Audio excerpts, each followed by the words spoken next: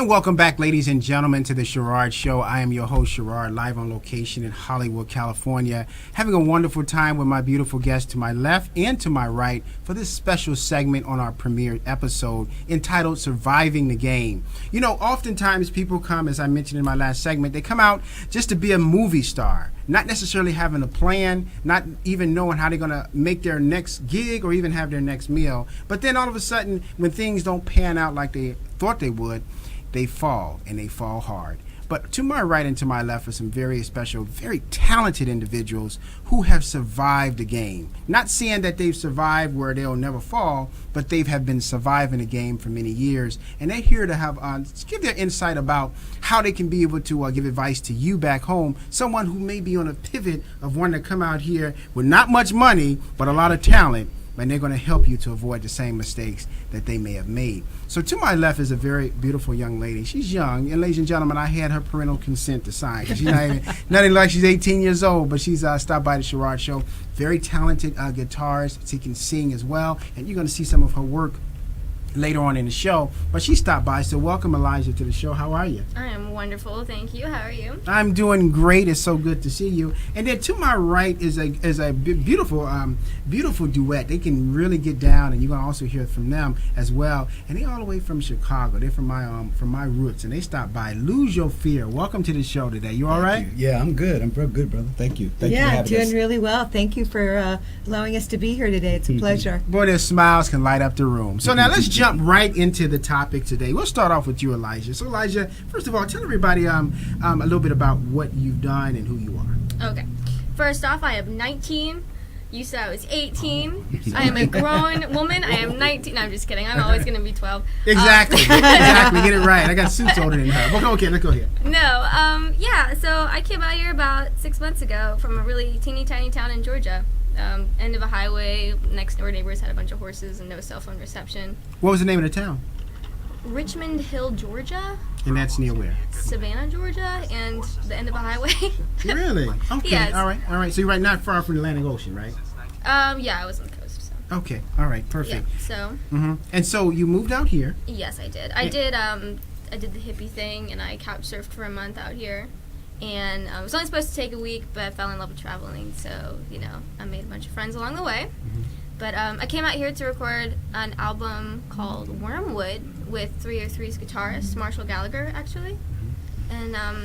And, I came out here, and it's funny we're talking about, financial success, because I actually came out here and was homeless for the first 4 months. So the first 4 months you were homeless. Yeah. But that wasn't part of the plan, was it?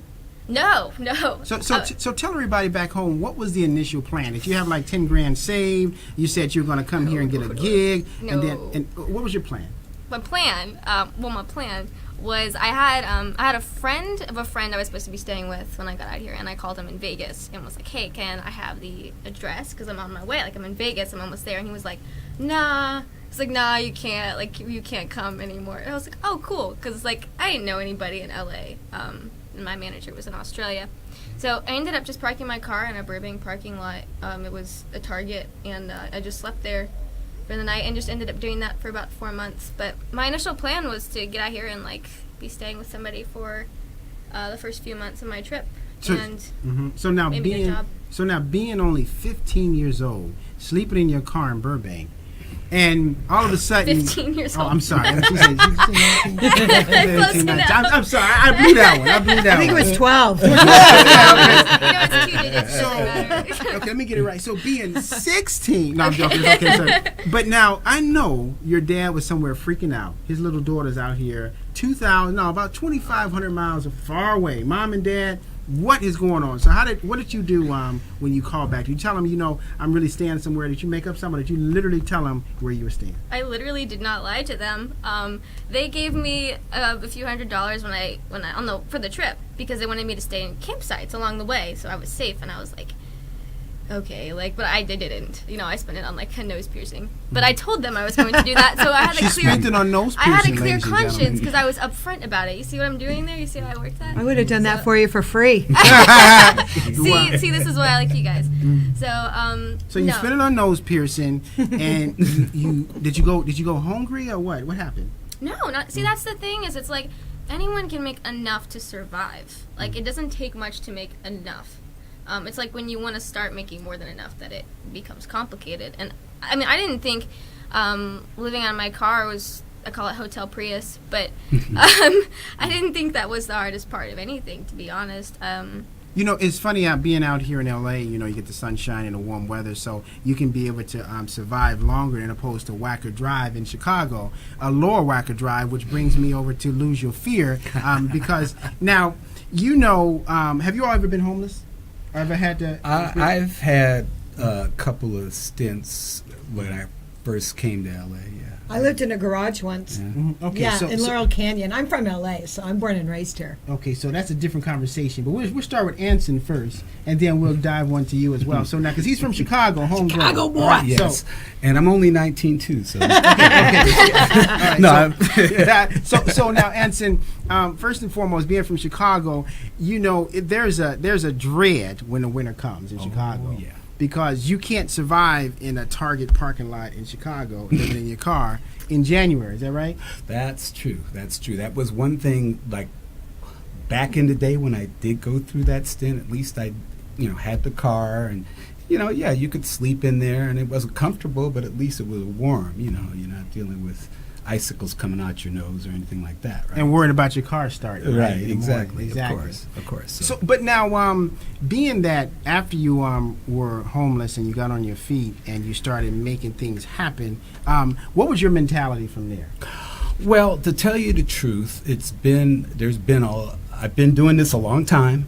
I've had a lot of different versions of me in LA. You know, the hard part is trying to balance the idea of surviving with pursuing your art. That's where it gets difficult, because more often than not you have to end up with, you know, a day job or some other source of income to make sure that you can keep the heat on and keep your rent paid and That's not right. end up living in your car, right? Exactly. So then I've always found the hardest part for me is balancing those things, because, I mean, you know, you have times where you're making money from your music and that's good, but it's up and down. You might have a few months where you're really clocking dollars, and then you might not work for another 3 months, and then, you know, so it's kind of hard to make so you kind of have to have some consistency. You need other sources of income. That's the hard part, because it takes time away from your music when you're sitting in some,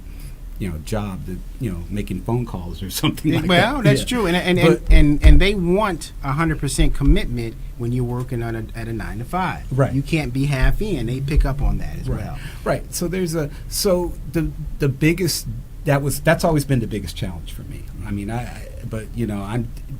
if you're dedicated and you love what you do, and I love what I do, I don't care. I'll be doing this till the day I'm pushing up daisies. This is me. That's you. Music is my heart. It's my soul. And that's safe to say that's you as well, right? Oh, yeah, absolutely. We do this because, you know, we love our craft and we love what we do, and it brings joy to not only our own personal lives, but to the lives of other people that get to join us in our journey. Mm-hmm. And it's a heck of a journey, you know, in terms of where you started and where you're going to go in the end. And I love the fact that you all persevere, because I've met artists in my day, but you feel like artists. It feels like your whole craft, you're consumed by your whole craft. Am I correct? Correct. And you really love what you're doing. Is that right? Oh, yeah, most definitely. So now, but my thing is, when you're out there and you're trying to survive, and now that you've risen above, you know, to me, in my opinion, it seems like you're never out of survival mode. You know, with your mentality. Yeah, correct. You're always trying Keeps to... you hungry. Exactly. But when you get to the point where you're not in dire straits, and you're, you know, like you said, you're clocking in paychecks, what kind of advice would you give someone who's sitting right there in that little town near Savannah, or sitting in Chicago saying, I'm coming. I got $500 in my bank account. I know I'm going to be able to get a big gig, but at least by the end of March. Now, what kind of advice would you give someone? We'll start off with you. To someone who is, like, past that point? Who's packing up their last pair of socks. They drive all the way out here to California with only $500 in their pocket.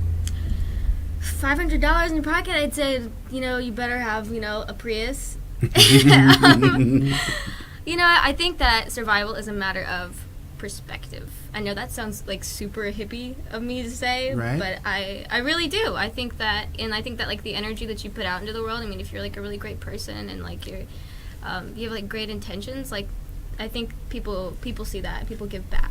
Okay, I like so- that. I like that. And it really pays to have an attractive personality where people are drawn to you, which it seems like you really have, young lady. Well, I think Appreciate that. Now, in terms of you all being in the industry and surviving, I don't know. It's kind of interesting. I'll ask this question to you, and I'll ask it to the audience out there as well. Who do you feel starves the most or starves the hardest? A musician, an actor, or a model? What do you think? Before you answer that, what do you think, you all back home? Go ahead and tweet me at the Sherard Show with your answer. Who do you feel starves the most? An actor, a model, or a singer? You or a musician? You tell me. And when we come back right after this, we're going to hear from them to give their take on what they feel, who would starve the most. We'll be right back on the Sherard Show.